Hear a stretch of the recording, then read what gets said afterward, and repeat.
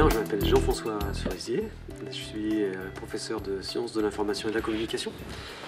Mon thème de recherche au-delà de ma discipline porte sur les usages éducatifs du numérique. Pendant très longtemps, je m'intéressais plutôt, et je m'intéresse encore, aux usages du numérique dans l'éducation scolaire. Maintenant, je m'intéresse au numérique dans l'éducation de façon un peu plus générale, et puis dans un contexte un petit peu particulier, qui est celui des universités, en raison de ma fonction relativement récente, depuis 2 ans, de vice-président chargé du numérique dans une université, celle de Poitiers, chargé du numérique et de la documentation, ce qui est aussi assez intéressant. Et le numérique dans une université, en ce qui me concerne, c'est bien sûr des questions d'ordre pédagogique, et c'est bien sûr aussi des questions d'ordre administratif, technique, enfin c'est le numérique en général. Et c'est intéressant parce que c'est un point de vue assez transversal aussi sur ce que le numérique transforme dans les organisations, dans leur travail, et le travail d'une université, c'est de faire de l'enseignement et de la recherche. On a aussi beaucoup parlé de pédagogie multimédia, comme s'il existait une pédagogie spécifique relative au multimédia, donc c'est la même chose actualisée, en changeant un terme pour un autre. Et moi j'ai longtemps cru, et je crois encore un peu, je dis bien croire, hein, c'est peu scientifique, que ça n'existe pas, qu'il n'existe pas de pédagogie multimédia et pas plus de pédagogie numérique. Mais en fait, je pense que c'est surtout un abus de langage, ça existe, mais c'est la locution, ces deux mots là mis ensemble qui justement ne fonctionnent pas bien. Je pense qu'il y a des problématiques d'ordre pédagogique, et il y a le numérique, les technologies, ce qu'on peut faire avec, et que, évidemment, le numérique pouvant être mobilisé dans des actes à caractère pédagogique, eh bien, il y a comme une intersection, puisque des pratiques pédagogiques peuvent se réaliser avec le numérique qui ne peuvent pas se réaliser sans. Et ce sont bien sûr justement celles-là qui sont intéressantes. Et à l'université, la question se pose un peu comme ça, même si d'un point de vue politique, pas politique d'établissement mais politique nationale, elle est souvent posée d'une autre façon, très connue dans l'enseignement scolaire, un peu nouvelle dans l'enseignement supérieur, et qui consiste à dire l'arrivée du numérique, enfin l'arrivée déjà bien arrivée, mais l'existence très confirmée des pratiques numériques à l'université constitue un environnement favorable aux transformations des pratiques pédagogiques des enseignants du supérieur. Souvent, c'est dit avec un autre mot, c'est le numérique est un levier pour cette transformation de pratiques pédagogiques. Je pense que c'est assez faux de le dire comme ça, dire que le numérique autorise et exige aussi peut-être des pratiques pédagogiques différentes. Là, je pense que c'est vrai. Dire que la pédagogie numérique est un champ très spécifique, donc oui et non, en quelque sorte. Dire que c'est un levier pour les transformations, non, c'est peut-être une occasion, pas un levier. C'est une occasion au sens où on peut transformer les pratiques pédagogiques en mobilisant le numérique. Non, parce que c'est pas un levier, parce que ça n'est pas parce qu'on installe plus que jamais du numérique à l'université que les pratiques pédagogiques vont s'en trouver transformées. Alors, je pense que c'est une question dont la réponse est assez bien connue. Au fond, elle se pose beaucoup plus dans le supérieur que dans l'enseignement scolaire, mais c'est vrai aussi, elle est vraie dans l'enseignement scolaire. Et l'alternance politique l'a bien souligné récemment, c'est est-ce que l'on peut être un enseignant efficace lorsqu'on n'a pas appris son métier d'enseignant? Et on sait bien que dans l'enseignement scolaire, on apprend le métier d'enseignant, enfin pendant quelques années on ne l'a plus appris, et on l'apprend de nouveau, alors que dans l'enseignement supérieur, en tout cas pour les enseignants-chercheurs, aucun d'entre eux n'ont jamais appris, ou si peu, leur métier d'enseignant. Et ça, c'est une évidence que la plupart des cours sont bons ou excellents, je pense, on peut le dire comme ça, mais aussi un certain nombre, mais un nombre quand même aussi conséquent, ne sont pas bons, non pas faute de connaissances scientifiques dans les contenus de la part des enseignants, bien sûr, non pas faute non plus d'une véritable volonté de bien faire, mais faute d'un savoir-faire qui s'apprend et qui n'a pas fait l'objet d'un apprentissage spécifique. Et je pense que c'est encore plus vrai lorsqu'on pose la question relativement au numérique, parce que finalement, la plupart des enseignants universitaires enseignent, comme on le disait il y a longtemps, comme ils ont été enseignés, c'est-à-dire ils reproduisent des schémas qui, d'une certaine façon ont fait leur preuve de leur efficacité et puis aussi qui ont fait la preuve de leurs limites. Moi, je ne veux pas du tout dire qu'un enseignement magistral en amphithéâtre n'est pas un bon enseignement, mais ce que je peux aisément dire, c'est qu'il existe des cours magistraux en amphithéâtre qui sont excellents et d'autres qui sont très nuls, pour le dire très schématiquement. Mais réaliser un cours magistral, eh bien, l'enseignant-chercheur en a l'expérience, parce que quand il était étudiant, il l'a vécu comme étudiant. Il a un certain nombre de points de repère pour le faire bien. Tous n'y arrivent pas, mais pour le faire bien. En revanche, avoir des pratiques pédagogiques qui sont plus élaborées, qui recourent au numérique ou pas d'ailleurs, mais qui sortent du schéma le plus classique qu'ils ont connu, eh bien c'est difficile. Il faut avoir je dirais simplement des informations sur ce qu'il est possible de faire et une formation sur la façon de le faire. Ce qui veut dire que du point de vue des pratiques pédagogiques, nous avons un gros chantier dans les universités en France. Puisque là aussi, je pense qu'un petit décalage à l'international est utile, et on voit beaucoup de pays, un grand nombre de pays, en particulier dans l'espace francophone, qui depuis longtemps forment les enseignants, disposent de services d'accompagnement pédagogique des enseignants. Alors je pense bien sûr, on cite toujours ces exemples, au Québec, à la Belgique, à la Suisse, mais ça existe aussi dans beaucoup d'autres pays. Et notre pays démarre juste ce type d'organisation. Donc je pense qu'on aura beaucoup à y gagner et que toutes les équipes qui, d'une façon ou d'une autre, travaillent à l'ingénierie pédagogique vont permettre une amélioration qualitative tout à fait importante de l'enseignement universitaire. Je pense qu'il y a quelques différences simples entre le monde scolaire et le monde universitaire par rapport à l'entrée du numérique. C'est le niveau de contrainte dans l'organisation de la scolarité en enseignement scolaire et des cursus universitaires.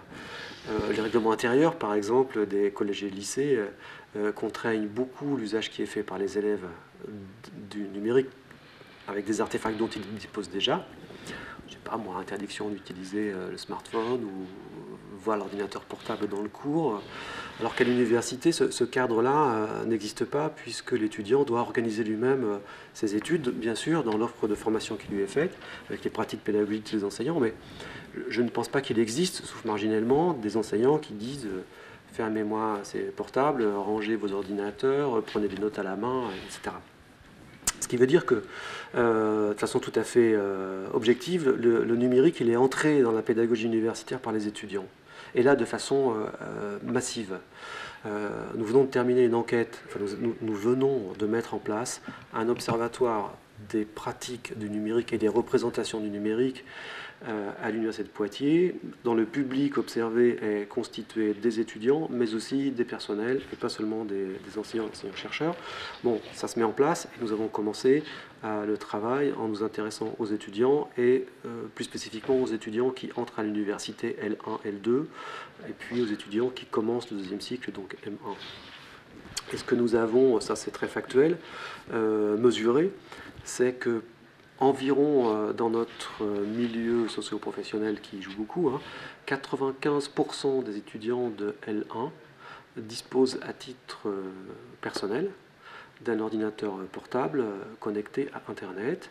Et donc dans les amphithéâtres lors de cours magistraux en grand groupe, mais aussi dans les TD ou les cours donnés en petits groupes, eh bien, c'est une toute petite minorité parmi les étudiants, ceux qui n'ont pas et n'utilisent pas d'ordinateur. Donc il y a des pratiques étudiantes et qui sont évidemment très importantes parce qu'on doit mettre en vis-à-vis et articuler l'ingénierie pédagogique déployée par les enseignants, mais aussi les façons de faire des étudiants. Donc là, c'est sûr, le numérique est bien plus présent dans les cours à l'université que dans l'enseignement scolaire par l'intermédiaire des étudiants. Je pense qu'on observe la même diversité des pratiques pédagogiques. Il y a peu d'applications spécifiques aux apprentissages à l'université, sauf dans quelques disciplines bien particulières. Donc la problématique n'est pas vraiment la même que celle de l'enseignement primaire et secondaire, de ce point de vue. Mais en revanche, il y a évidemment de nombreux outils et ressources existants qui peuvent être mobilisés, et ils et elles le sont par les enseignants dans des proportions et pour des activités vraiment très très diversifiées. Il n'y a pas de modèle unique. Les enseignants sont quand même un petit peu en difficulté pour inventer ces nouvelles pratiques pédagogiques. Je le disais tout à l'heure, faute de formation pédagogique, faute de formation didactique, faute de temps aussi sans doute, hein, c'est compliqué. Il y a vraiment des risques à prendre aussi face à des étudiants qui sont exigeants sur les pratiques qui leur sont proposées, sur l'offre qui leur est faite. Je crois qu'on peut progresser, surtout si on accompagne les enseignants. Je reviens à ce point-là qui est essentiel. Je crois qu'il serait vain d'imaginer que les pratiques pédagogiques vont se transformer d'elles-mêmes et que les enseignants vont, par je ne sais quelle opération, se retrouver à l'aise alors qu'ils ne le sont pas et avoir les moyens qu'ils n'ont pas aujourd'hui pour avancer. Donc ils ont besoin d'être aidés. Et à ce compte-là, je pense que le numérique va entrer peut-être plus facilement à l'université que dans l'enseignement scolaire, justement parce que les formes prises par l'enseignement universitaire offrent beaucoup plus de flexibilité et de souplesse. Alors ce que nous avons fait, qui n'est pas très original à Poitiers, ce que nous avons initié depuis 2 ans dans le cadre d'un projet IDEFI, c'est différentes opérations, mais une en particulier qui me semble intéressante, c'est un appel à projet permanent, un appel à projet pédagogique, avec une équipe d'ingénieurs pédagogiques qui aide les équipes pédagogiques à formuler, à formaliser leurs projets. Et ça déjà, ne serait-ce que ça, c'est une étape d'accompagnement tout à fait utile et favorable aux pratiques pédagogiques. Et puis ensuite, selon les besoins qui ont été exprimés, qui ont été identifiés, eh bien, on a quelques moyens à apporter aux équipes pédagogiques, moyens pour acheter des matériels ou des ressources, moyens pour financer du développement, moyens pour financer de la formation, pour les aider à avancer un peu plus loin, un peu plus vite. Et cette logique d'appel à projet et cette logique de projet, finalement, dans laquelle l'appel à projet trouve sa place, je crois c'est aussi une façon de mettre en mouvement et d'opérer, c'est un levier cette fois-ci, plus que le numérique, pour aider à la transformation des pratiques pédagogiques. Alors dans un avenir, moi je ne suis pas futurologue, dans un avenir très lointain peut-être, je n'en sais rien, mais il est vraiment très lointain. Moi je pense que la qualité, je pense que c'est avéré, la qualité des formations que l'on peut donner à l'université repose sur une activité de l'université qui est la recherche. C'est ce qui différencie actuellement le modèle de nos universités d'autres modèles universitaires dans d'autres pays et peut-être même des projets politiques que certains en France peuvent avoir pour les universités. Donc je crois qu'il faut vraiment être très attentif à ce que l'enseignement universitaire soit un enseignement le plus proche possible de la recherche, c'est-à-dire à la fois qui bénéficie des dernières avancées des équipes de recherche dans lesquelles les enseignants travaillent, et puis aussi qui associe les étudiants directement à la recherche, ce qui est possible dès la licence et ce qui est évidemment beaucoup plus facile et très intéressant au niveau du master. On a vu la transformation des masters, la disparition de cette dichotomie, disparition pas totalement achevée, master professionnel d'un côté, master recherche d'un autre. Pourquoi? Pour une excellente raison, et qui consiste à dire, même dans, ce qui n'est pas péjoratif, bien au contraire, dans un master professionnel, la dimension recherche est importante et seule l'université peut l'apporter.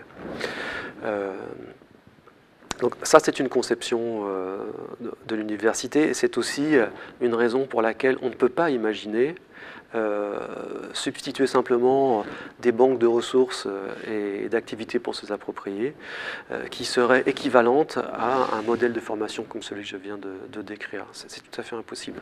Alors que certains, dans des contextes de budget contraint, et d'économie défaillante, imaginent qu'on peut faire des économies en remplaçant, surtout pour des grands nombres, par exemple avec des MOOC, des enseignants-chercheurs par des ressources, par la mise à disposition de ressources en ligne, que certains en aient l'idée, je peux très bien l'imaginer.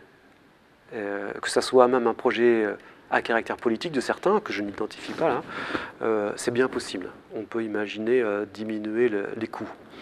Je pense que c'est une mauvaise piste. En revanche, je pense que on peut jouer avec le numérique pour vraiment valoriser l'expertise des enseignants et des enseignants-chercheurs. C'est-à-dire que parfois, alors bon, avec cette façon de pratiquer qui a une certaine mode aujourd'hui, mais pour de très bonnes raisons, la pédagogie inversée, qui n'est pas non plus la panacée bien sûr, mais qui dans certains cas est une excellente idée. C'est-à-dire qu'on peut se dire que parfois, l'enseignant-chercheur qui ne lit pas ses notes bien sûr, mais qui tient un discours proche de son texte de cours, eh bien, pourrait utiliser le même temps de façon beaucoup plus efficace pour les étudiants, en prescrivant la lecture de son document préalablement en cours et en utilisant son temps de cours pour des interactions d'une autre nature avec ses étudiants. Alors, je ne dis pas qu'il faut le faire toujours, je ne pense pas que ça corresponde aussi au profil personnel de chaque enseignant, je pense que ça compte aussi. Je pense qu'il y a des cours magistraux qui sont exceptionnels, de profs qui finalement ne font rien d'autre que de dire ce qu'ils ont écrit, mais qui le font d'une telle façon que c'est éclairant pour les étudiants et que ça c'est irremplaçable. Mais je pense quand même que le numérique permet parfois aussi d'économiser du temps de parole de l'enseignant pour lui de cours magistral, pour lui donner la possibilité de faire autre chose avec ses étudiants. Moi j'essaie de faire ça comme enseignant, c'est pas facile parce que moi aussi j'étais étudiant avec des enseignants à l'université qui donnaient des cours magistraux, donc c'est un peu difficile, même quand on sait qu'il faudrait prendre de la distance de le faire. Et puis en s'obligeant à le faire, eh bien, outre que c'est une expérience de chercheur presque, mais c'est une expérience réussie d'enseignant, c'est clair. Alors, je vais répondre en deux parties. Je vais parler aussi un peu de cette pratique pédagogique que malheureusement je n'ai pas reconduit ces 2 dernières années parce que mes fonctions de vice-président font que j'ai un temps de cours très réduit et que dans ce que je ne fais plus, il y a cette partie-là. Mais ça a été repris d'une autre façon à l'université dans un projet qui a lieu en ce moment et qui s'appelle « À chacun ses utopies » et qui est très intéressant et qui est à la fois destiné à un peu comme cette pratique pédagogique, à ce que chacun puisse exprimer ses utopies et prendre conscience individuellement de finalement nos cadres de pensée, ça sert à ça. Et puis finalement échanger ses utopies, c'est assez intéressant parce que comme on n'a pas forcément les mêmes, ça fait avancer, ça fait réfléchir, ça fait avancer. Et cette pratique pédagogique, cette activité que j'ai animée pendant quelques années, qui m'a permis finalement de constituer un corpus de nouvelles assez passionnant, que j'aimerais bien d'ailleurs éditer,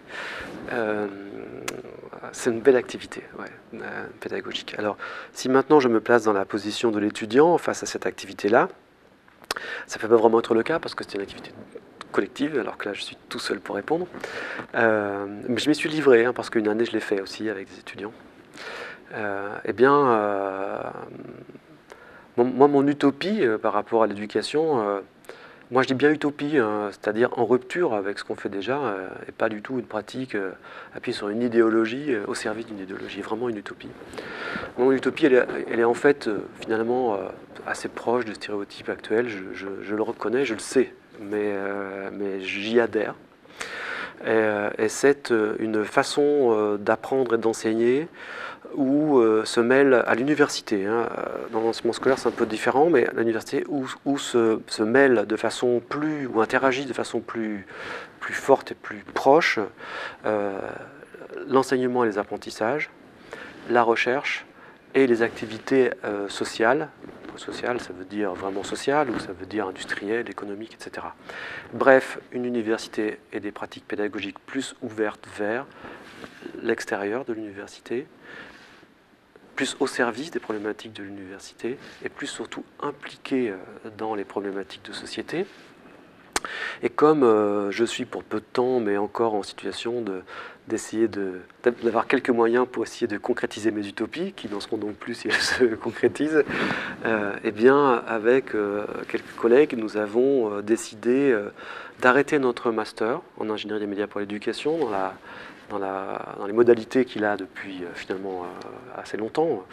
Parce qu'on pense qu'un cycle se termine, il existe sous cette forme, sous la forme qu'il a aujourd'hui depuis une dizaine d'années. Il est très classique dans sa forme, même s'il laisse, enfin il est classique et pas classique, mais il est finalement basé sur des cours, sur des TD, sur des projets, sur de la mobilité, sur de la distance, mais tout de même, c'est assez classique. Et l'idée est d'organiser un master sans cours. où tous les apports des uns et des autres se feront à l'occasion de projets partagés. Souvent des projets qui ont une dimension industrielle, enfin économique je veux dire, donc des projets avec des établissements publics ou des entreprises qui déboucheront souvent ou toujours ou peut-être sur des produits, des services qui seront commercialisés ou diffusés ou distribués. Et l'idée c'est que comme les problèmes que l'on traite sont là, eh bien là, les projets, eh bien c'est le bon endroit pour y former les étudiants, c'est le bon endroit pour y appliquer les travaux de recherche dans un échange bien pensé entre chercheurs, enseignants, étudiants, industriels. Et ça, c'est pour septembre 2015.